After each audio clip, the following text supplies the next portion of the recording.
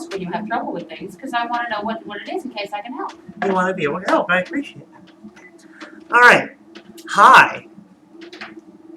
We're almost done. So today, for intro Phil, we're going to be talking about existentialism. Isn't that wonderful? Something cheery to take you into Thanksgiving, and something you can bring up in your socially distanced, perhaps Zoom Thanksgiving meetings with your family. So anyway, yeah, normally I'm getting into existentialism around this time in the fall semester, and people are going to go, spend time with their families. And I'm like, you can bring this up for a jolly conversational topic with grandma. And it doesn't work as well this year. But anyway, existentialism. So there are some other videos on existentialism in the list. But obviously I'm going to put my little touch on things because I have to, because I'm me. Anyway, but that's the question, isn't it? What does it mean to be me? Not you, forget you. What does it mean to be me? No, what does it mean to be you? What does it mean to be us? Or, to reduce philosophy to Hulk speech, what you? What you? What me? But seriously, who am I? And why am I that way? You might say the internet, but there's a better answer.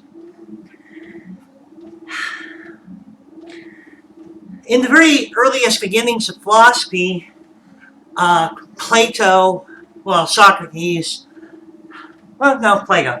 The Platonic view was that there was an essential characteristic, a part of the person, the nous, the soul, the thinking part of you, which is separate from the physical. It is not a part of the physical world, and it cannot be affected directly by the physical world. You can stick a sword in a person's body, but it cannot harm their soul, which is immortal, and is properly a part of the realm of forms. That nous, or soul, or inner being, was thought to be the source of all of your characteristics, who you are. What do we mean when we ask that question? Who are you? We mean, what do you like, right? We're talking about characteristics. We're talking about the things that make you, you as opposed to someone else. And it's both the significant things, like the things you care about and believe in, but also the small things.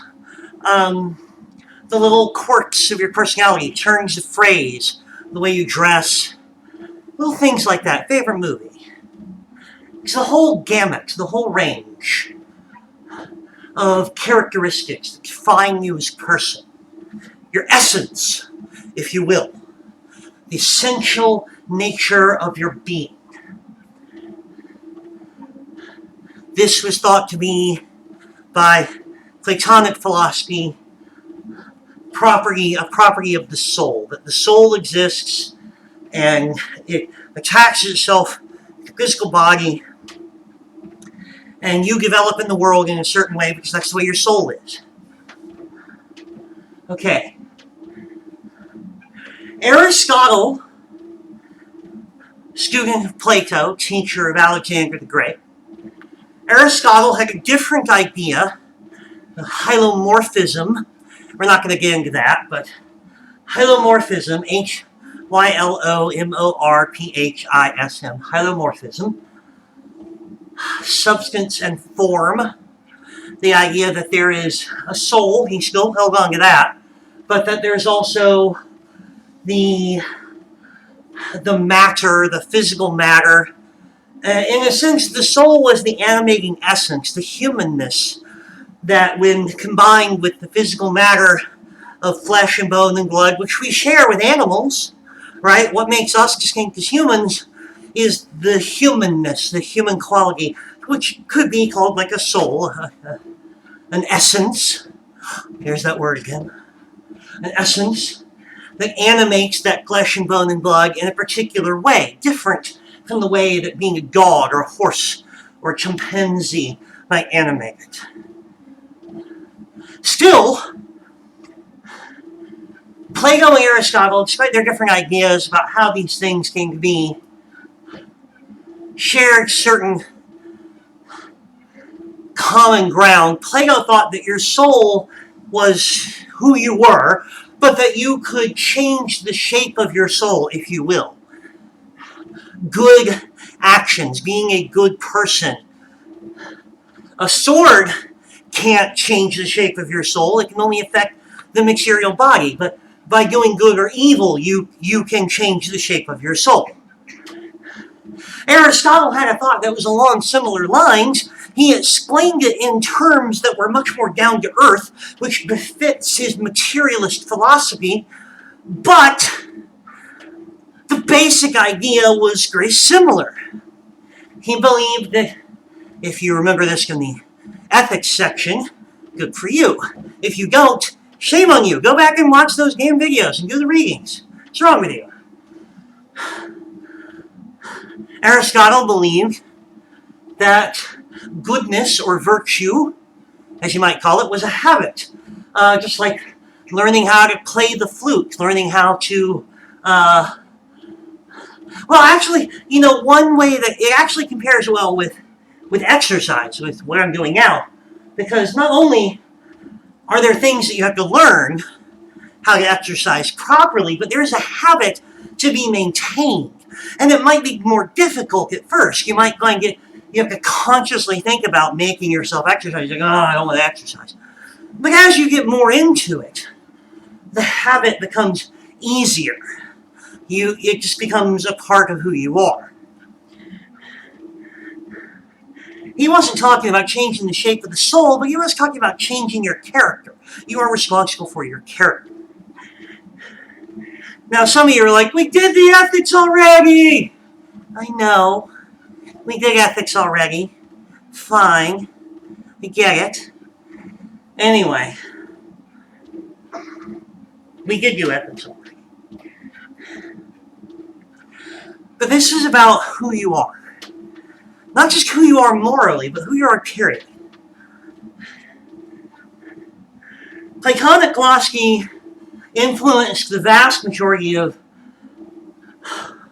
European thought in late antiquity through the late Middle Ages, when Aristotelian thought came in.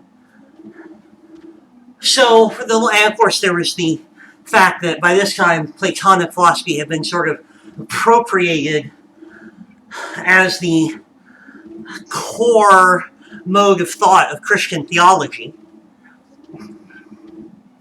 So the Christian church in the Middle Ages believed that people had an essential nature defined by their soul.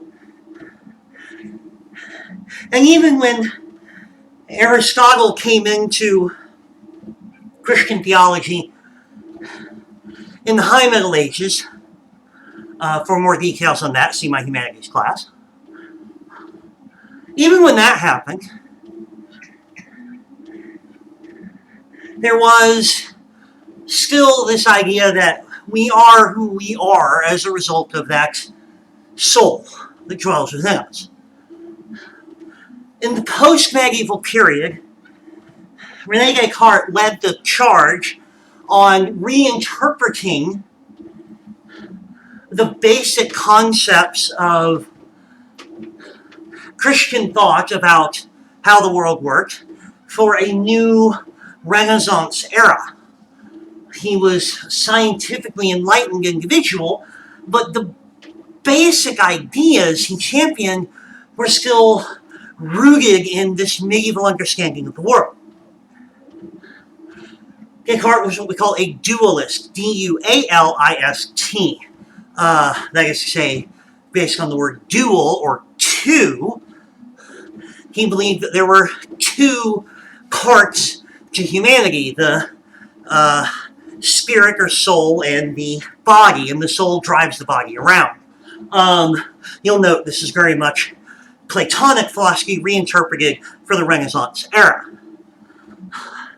Of course, Descartes was also a dualist, D-U-E-L-I-S-T, which means he did duels with people because he was very handy with a sword. So he was both a dualist and a dualist, which is unhelpful. My wife has given me a look that indicates that's unhelpful. So I'll assume it is. But anyway. So Descartes really didn't advance the conversation on this concept of essential nature.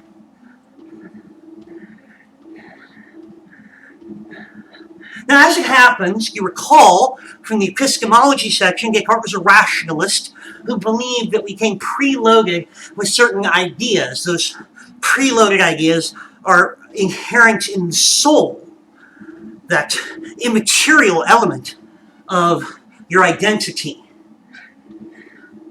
And it was the empiricists who came along and said that the world can be understood purely in a material, empirical fashion. But even though many empiricists, not all, but many empiricists were at pains to make clear that they were not denying the existence of God or anything like that, the fact of the matter is that they had opened the door for a new way of thinking about who we are, how we are, what makes me, me. If I don't believe in a soul, or even if I'm unsure about it, what am I? Am I simply a bundle of different ideas that have been gathered up, ideas and impressions and little modules in my brain that tell me to eat and sleep and poop? What am I? If we eliminate the spiritual component, what remains? This line of thought was ironically taken up by a Christian philosopher, Søren Kierkegaard, who was very morose and possibly Dutch. I don't mean that there's questions about whether he's Dutch. I mean, I can't quite remember, but I think he was Dutch. So, yeah, if you would, please. She's going to look at him. Anyway, Søren Kierkegaard. Danish. Like the breakfast food. No. I'm sure it is. He was frosted. No? All right. No. No? No.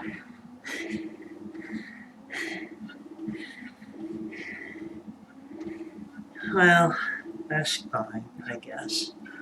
Although now I do kind of want a Danish. Anyway, Søren Kierkegaard, a cherry cheese Danish philosopher, who was what we call a Christian existentialist. Now, hopefully you know what Christian means, but existentialist, that's a new one. And coincidentally, the topic of this talk, so let's define it. Kierkegaard did believe in a soul, but he did not believe that the soul necessarily came preloaded with any kind of essential nature, other than just that it gave us self-awareness. In fact, he thought that the idea of a soul that came preloaded with some kind of essential nature that made you a particular way or not would be a bad thing for Christian philosophy. Where is the choice for good or evil? Where is the choice for faith? Faith, Kierkegaard talked about what is often translated as a leap of faith, which just means that he had this idea that proving God's existence, as was somewhat fashionable in that time, once people started to not simply take for granted that it was true, people began to adduce proofs of it. And Kierkegaard said that's ridiculous. I don't need proof that my table exists, or that my laptop exists, or that my treadmill exists. Kierkegaard said all those things specifically. He loved his treadmill. No, I'm kidding. I don't need proof of those things. They're evident to me. I simply believe in them without thinking. And he said to try to prove that God exists is, it's just persuading the intellect. You can explain to someone all these reasons that God exists. That doesn't mean they believe in a way that is required for salvation. You can explain to me all the evidence that there's like water on Mars or something. I'm like, oh, okay, cool, right? But it's purely an intellectual proposition. You can explain to me how the microwave works. Big deal. Whatever. Who cares? Little tiny men heating up my food. I don't know. Doesn't matter. The point is, Kierkegaard said that the kind of belief in God necessary for salvation is not an intellectual scientific belief. It is a commitment of one's whole existence. The sort of thing that you structure yourself around. You make it the core of who you are. We're getting back to the existentialism thing. And he said, furthermore, that kind of belief can't be something that is simply inherent in your spiritual nature, and it can't be something that you are compelled to believe by evidence. Because that's his other complaint about rational evidence for the existence of God. If you show me the evidence for something, like for a math problem, you show me how it's done and what the right answer is, there's no choice. Like, I don't look at all the evidence and then decide to believe that that's the answer. I look at the evidence and go, yeah, that's the answer. That is, according to Kierkegaard, how evidence works. Right? It compels something in you. He did not think that the kind of belief necessary for salvation would be something that a person had no choice in.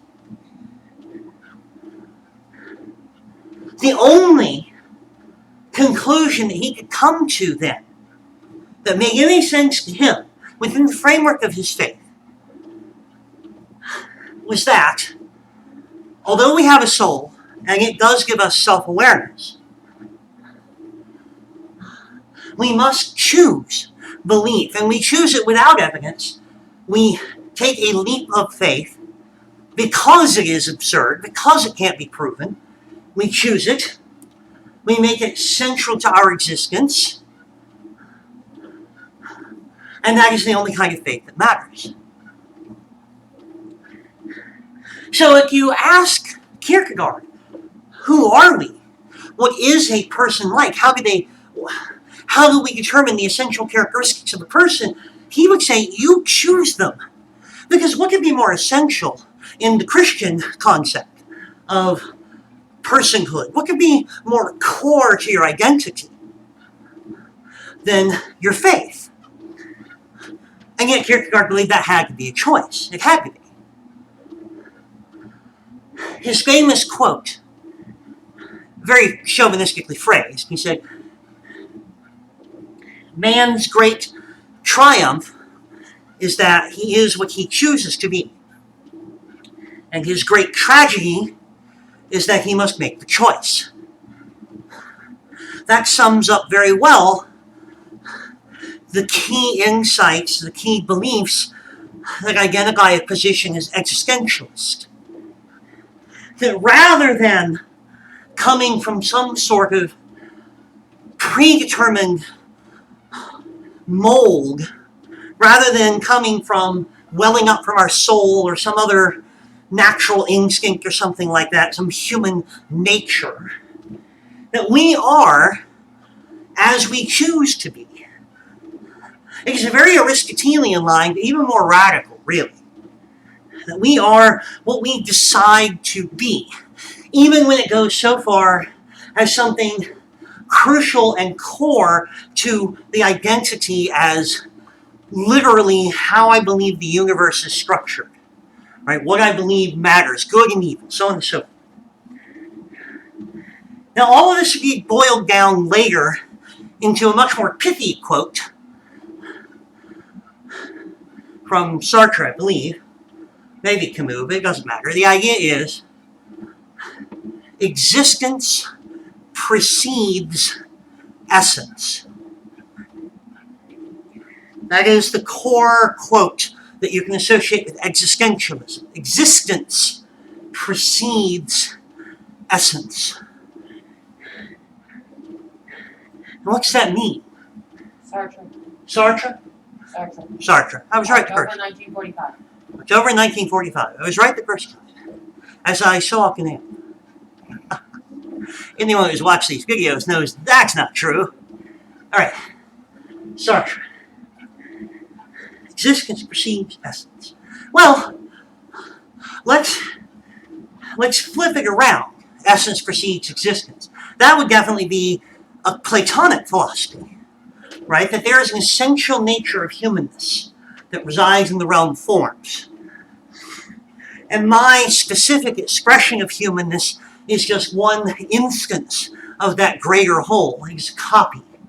Who I am was determined long before I ever existed on this planet. There is a core within me. And I can, yes, change the shape of my soul, but I cannot change its fundamental nature. This proceeds through the Neoplatonic Christian thought of the Middle Ages.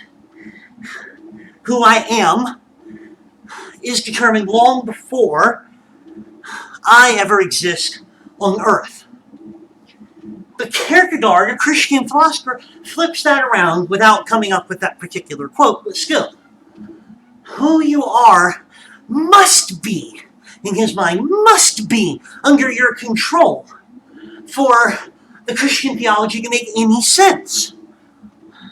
That there must not be compelling evidence of God's existence or of the salvation story. It must be something that one chooses freely, or there's no meaning to it. So we must be able to freely choose who we are, what we believe in, what our core characteristics are, the very nature of our being. Now, after Kierkegaard, others would take up this theme, most of them not in a Christian sense. Sartre and Camus, Beauvoir, and the other existentialists in France around the middle of the 20th century were brought to this position not by some sort of Christian faith, but rather by the conviction that the universe is devoid of any order, that it is just particles and energy moving around according to physical laws, and there is no grand meaning in anything. There's no one watching, there's no cosmic rules, or anything like that. There's no soul. So, nonetheless, they arrived in the same place. You can see how they got there, though, of course. Without a soul, the idea of essence preceding existence would immediately be absurd to them.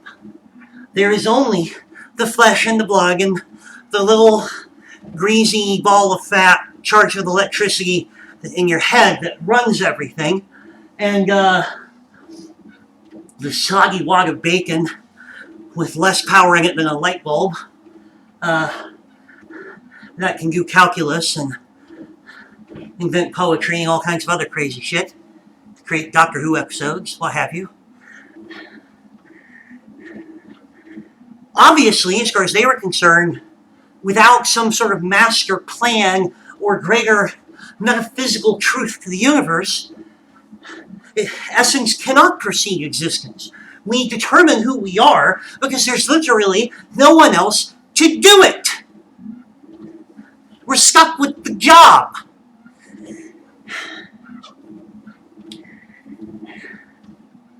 Bleak Eh? Maybe not. A lot of people, I believe, wrongly identify existentialism as a depressing philosophy. But that's not how the people who wrote on it saw it. Everyone from Nietzsche through Camus, Sartre, Heidegger, and others believe that, I mean, Heidegger's maybe not an existentialist, arguably, but anyway, there are themes of it in him. They believed something interesting, that there was something interesting about humanity, which is that we can value self-consciously, that we can make choices in a way that no other creature can. Animals, yes, they have desires, they want things. Our youngest cat, Elias, wants me to play with him constantly. But there's no reflection, there's no higher cognition, there's no choice. It's merely an instinct that he acts upon. It's not necessarily an essential instinct. The other cats don't share it completely. Sometimes they want me to play with them, sometimes they don't. His particular desires are individuated to him, but they are not from him in any meaningful sense. They arise out of his biology, and that's about it. And of course now I'm getting into very murky territory once again. What is the him that we're talking about? What you? What you? What me?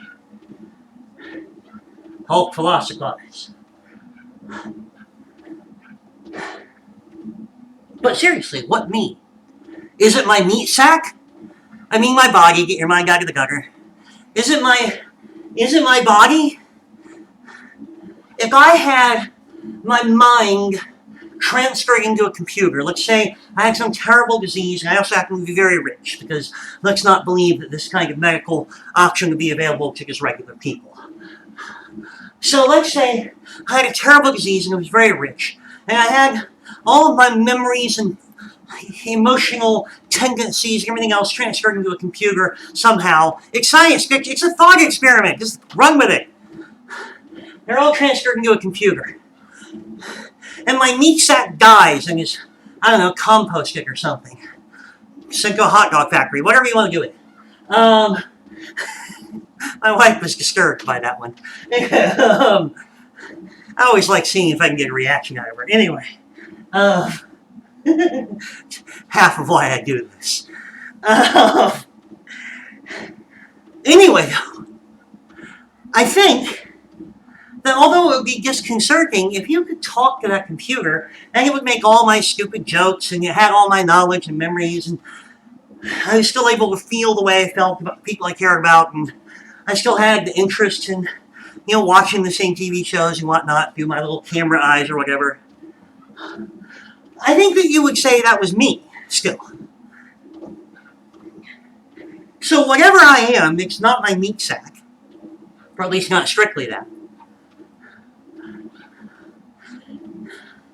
And that makes some sense out of why we say that these desires arising strictly out of biology, because the cat lacks any higher cognition,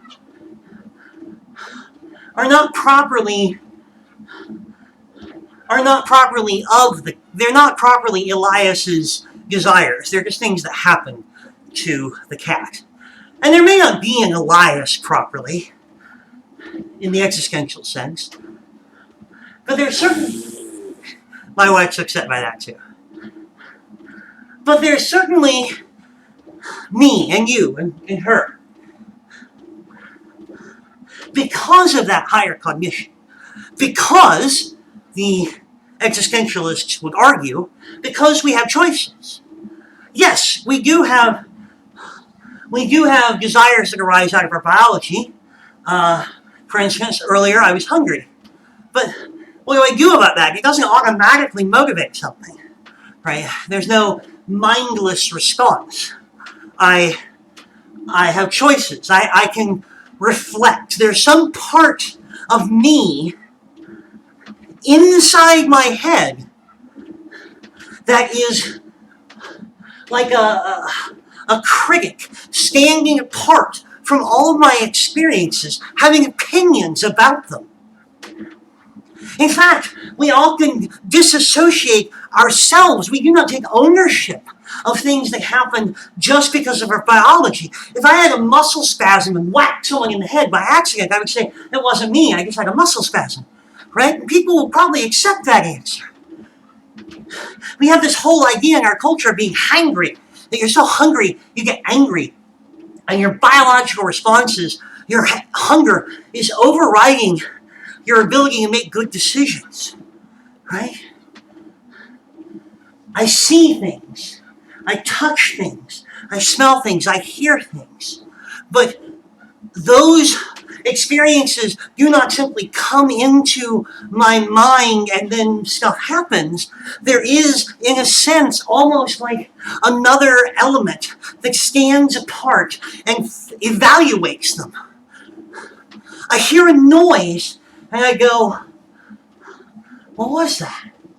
Right? I'm aware of my own hearing of the noise. And I can have thoughts about it. I'm like, did I really hear that? Or am I hearing things? Is that, did I imagine that? Right? And I can make choices about those experiences. The existentialists have seized on this, that is you. And that there does not need to be a grand plan in the concept of the 20th century existentialists. There does not need to be a grand plan or an essential scheme of the universe. I mean, it's like in the fact that there isn't. But there doesn't need to be one. Because we can choose to value things or not. I love or I do not love. I believe in justice or I do not believe in justice. I want to seek a better world. What kind of better world? Something dictated by a cosmic order? No. The better world that the part of me that is me imagines. The part of me that has reactions to the experiences of the world as it is. The part of me that can imagine and have opinions about those things imagines a world that is not. And wants that world rather than this one. Although Kierkegaard was working from within a Christian framework that Sartre and Camus and Beauvoir and others were not, I believe they would agree that humans both get to choose, but also must choose.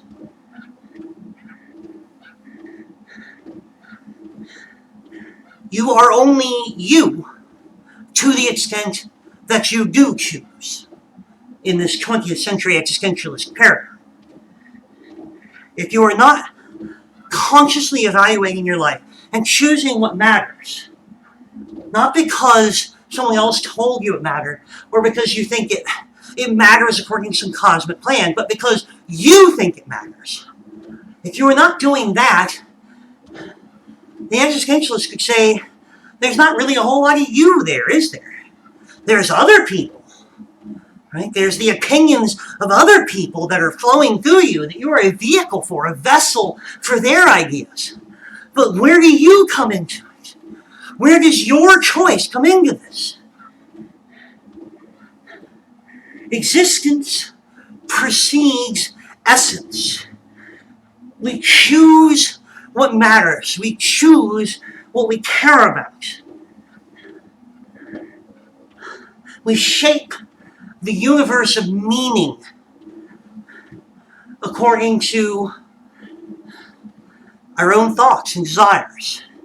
The physical universe cannot be directly modified by our thoughts, so we can do a hell of a job of taking our imaginations and then our hands and working on the universe to make it match.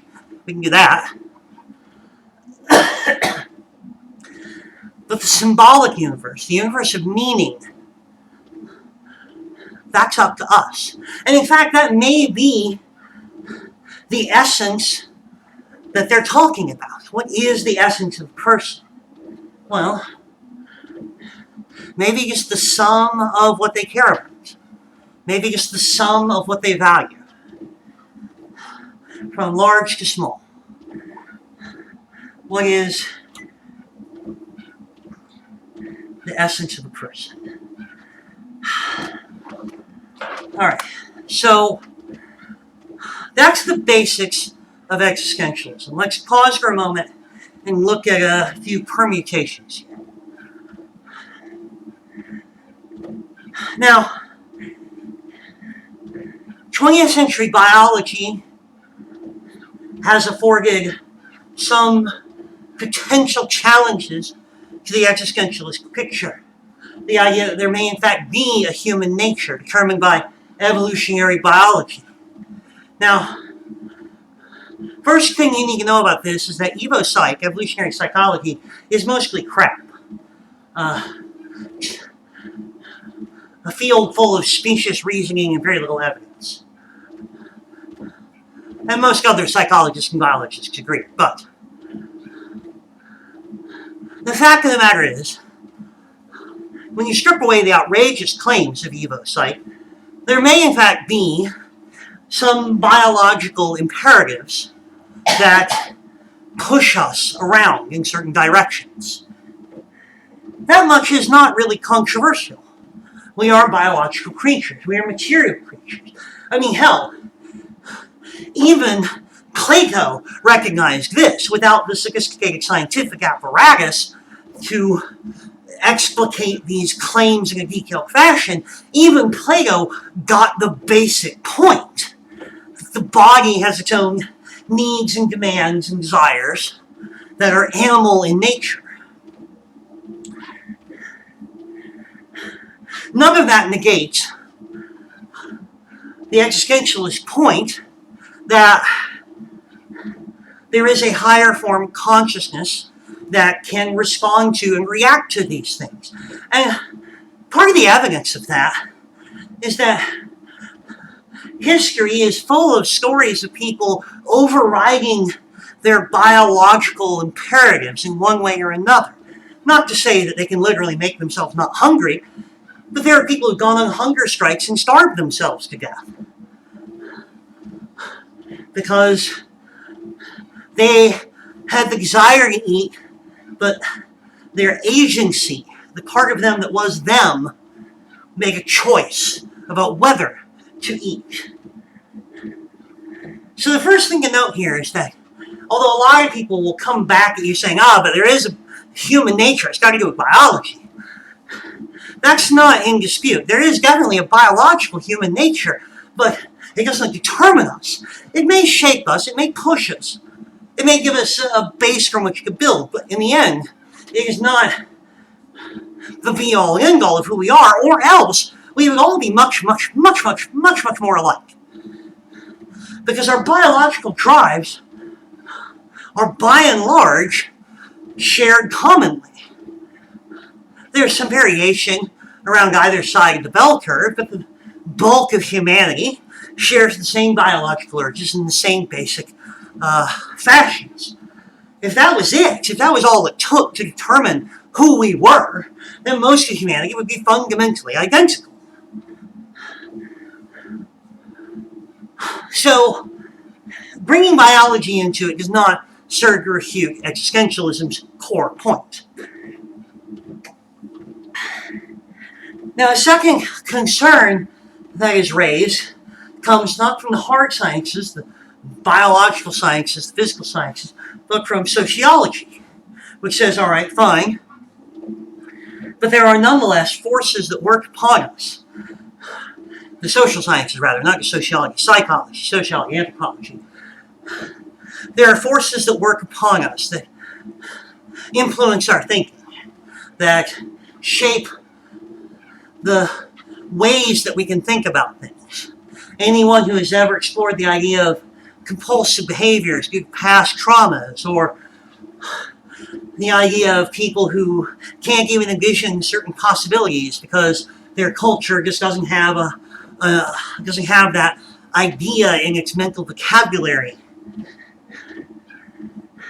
knows what I'm talking about. Now, this is a more serious challenge to existentialism, but still not a fatal one. Again, although Heidegger may not have properly been an existentialist, he has useful themes that serve the existentialist argument. Most particularly his idea of Dasein, or standing apart from and reflecting upon your activities in the world.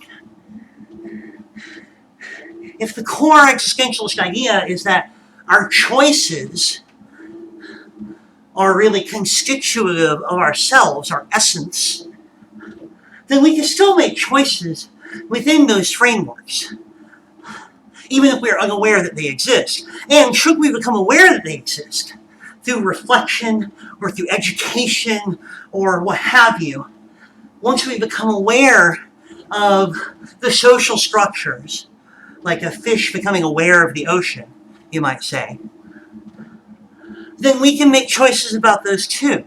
We can reject the ideas with which we've been raised. We can reshape our stance on society. We can take positions critical of or contrary to the social structures that help produce us. Or we can choose to go along with them. I mean, that's the thing. You don't have to be against it. Sartre was super big on radical freedom. But this idea that, I'm going to, exercise my agency and really, show that I'm me by breaking out against convention. But, other existentialists have pointed out that, hey, look, even if you choose to go with these things that you were taught, as long as you were aware that you had a choice, and you were aware of your choices, and then you chose them, you are still exercising your agency. Right? So, although the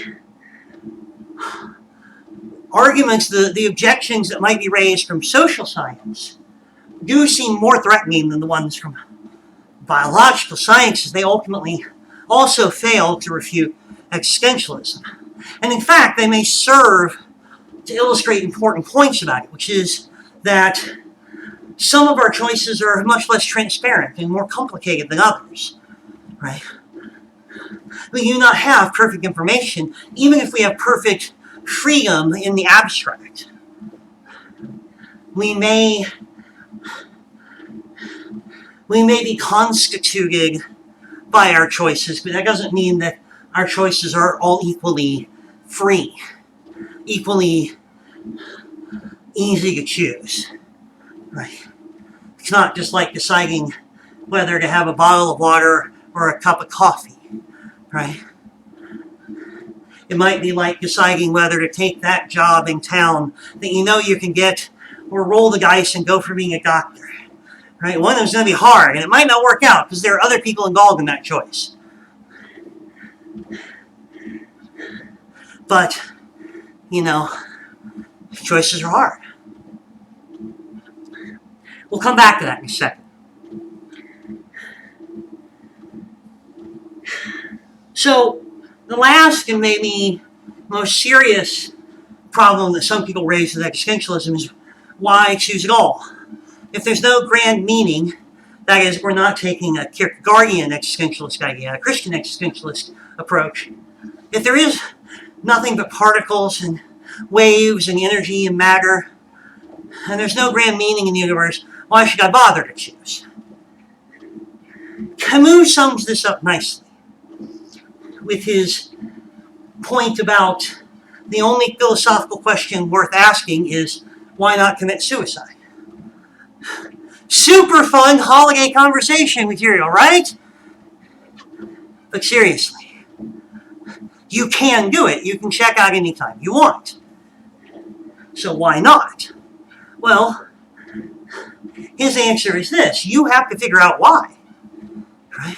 Because until you do, until you have an answer, until you know, why am I getting up when I don't have to? I could just quit everything. And until you have an answer to that, you aren't really you. in the existentialist sense. You aren't making decisions. You're just floating through life on autopilot. This is tied to the idea that what is valuable in the universe comes from our choices. We don't have to choose any particular thing, but we must choose something if we are to be an us, if I'm to be a me, if there's going to be a me here at all, if there's something there, and not just emptiness inside, then I need an answer. Why do I keep going? What is valuable to me? That's the question that he's asking you to ask yourself. What is valuable to me? What matters to me? Not to someone else who raised me, not to society at large in which I live and replicate its prerogatives. What is valuable to me? That's the question. Our greatest triumph is that we make the choice. Our greatest tragedy is that we have to. No one can do it for us. No one can be you for you. Now, in a sense, this ties back in to our earlier conversation about choices being equally unconstrained and some of them aren't.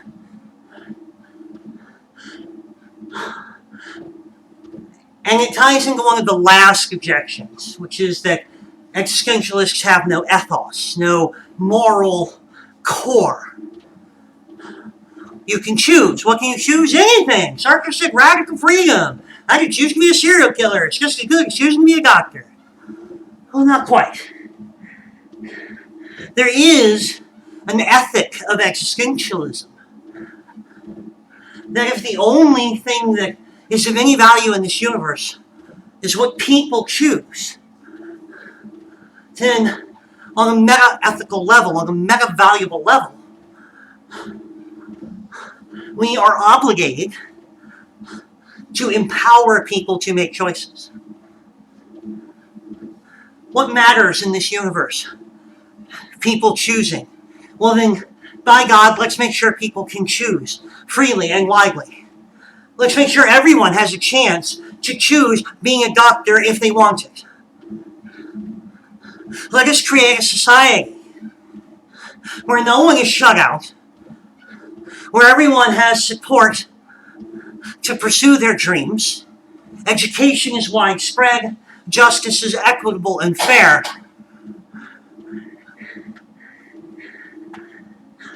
Let us eliminate poverty. Let us free people from the need to grind themselves to death at work, making choices simply to survive rather than following what they truly want in this world. Marx is not typically classed as an existentialist, but this concept haunts his thought. The idea that work alienates us, capitalist wage slavery alienates the human from his true self, is at its core an existentialist ethical critique of capitalism.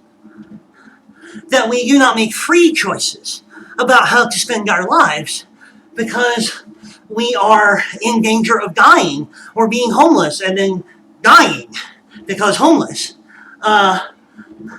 If we don't submit to conditions outside of our preference, outside of our construction in a world that we never made. So, this idea that radical freedom, the radical freedom of Sartre, the bleak materialism of Camus, the idea that why not commit suicide, this idea that it's all very depressing and bleak and has no moral significance at all, is false. I think decidedly false. Existentialism is a humanism, as Sartre has said. It is the idea that what we care about matters. And if what we care about, not just collectively as a species, but individually, matters, then all that matters in the larger sense is making sure that we can choose for ourselves, to empower people to be autonomous, to empower people to make their choices freely. It shouldn't be only a small segment of the population that gets to live their dreams, that gets to be existentially fulfilled. We should all equally have that right, because according to existentialism, my concerns, the things that I care about, are just as valid as Jeff Bezos's or that android that runs Facebook. Zuckerberg, yeah. The pod person that runs Facebook. My cares mean just as much as his cares. And your cares. And my wife's cares.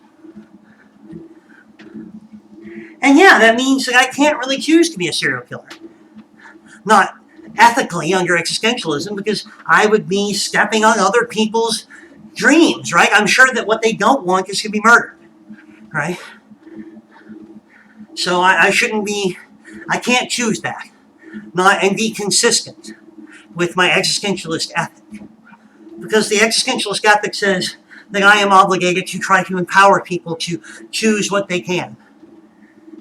To create a system that is just and fair and gives people freedom to do what they are trying to do. Okay. So that's existentialism. It gets tarred with a very negative reputation in a lot of ways.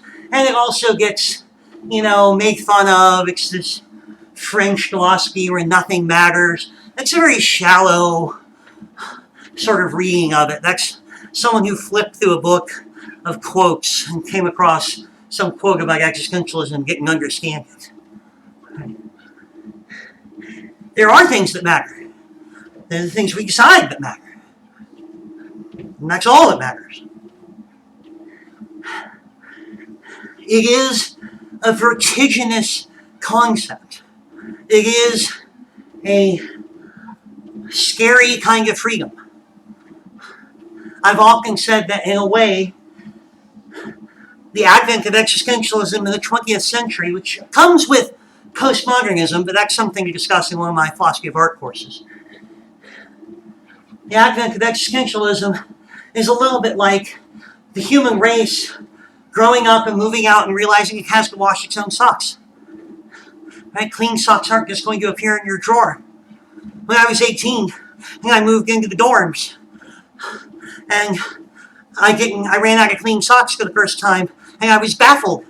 For a full 10 minutes, I stared at my sock drawer and couldn't figure out why I didn't have any clean socks. My wife is laughing at me, justifiably so. But we as a race, as the human race, have grown up. If we want clean socks, we have to wash them ourselves. And according to the existentialists, we must take account of ourselves and what we care about. We cannot rely on an external framework, a presumption about the order of the universe to absolve us of this responsibility of making the choice of what we must do. We are responsible for ourselves. The message of existentialism. Existence precedes essence. A quote by Sartre that often sums it up, which is a good quote, but doesn't give enough of the story. I like the one from Kierkegaard. Greatest triumph is that we are what we choose to be. Greatest tragedy is that we must choose. So choose. Choose something. I don't care what it is, even if it's stupid. Collect Pokemon cards, whatever. Just do something that gives your life meaning. That's basically it, man. Right? It's basically the course. We're done, more or less. See you on the other side. This semester has been rough. I know, and, you know, I haven't been as on top of things as I should have been. I apologize for that, but I love you all and I want you to succeed. I hope you had a good semester and that things haven't stressed you out too much. Please remember that I don't want my classes to be a source of stress. Complete what you can, and that's all I ask of you. Give me an effort. I'm not going to penalize you for trying. Take care. Be well. That's it.